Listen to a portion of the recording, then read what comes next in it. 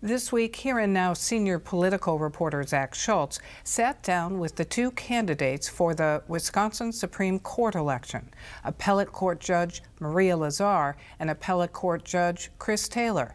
Over the next 2 weeks, we'll have extended interviews with the candidates, but this week we wanted to show you their reactions to some questions about ICE enforcement in Minneapolis.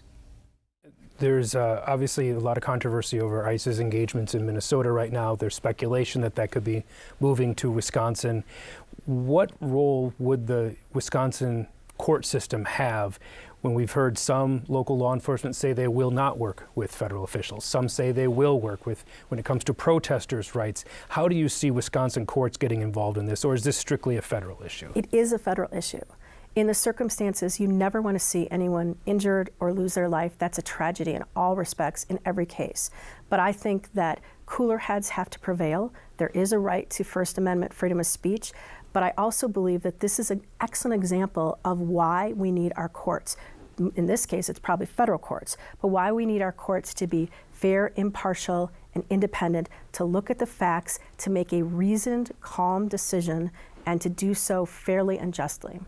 Certainly, I will tell you, Zach, as I go out around the state, I think that Wisconsinites are really concerned by what they're seeing in Minnesota. They're afraid, and I don't blame them.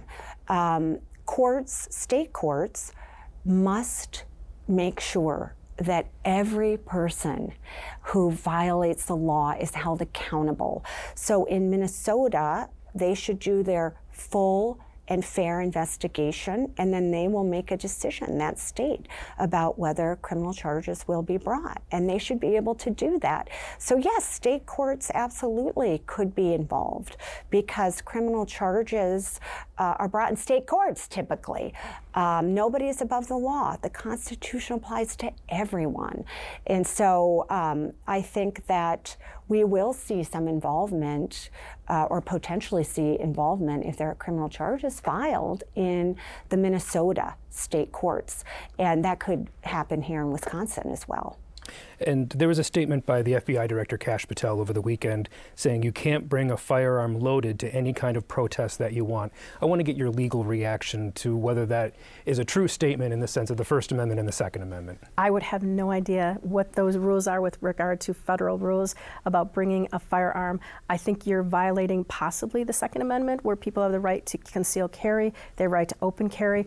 I wouldn't comment on his statement at all whatsoever. Well, I don't know all of the laws of the state of Minnesota, but I believe they do have concealed carry law. So, you know, this investigation of what exactly happened in this scenario will play out, and we will find out a lot more.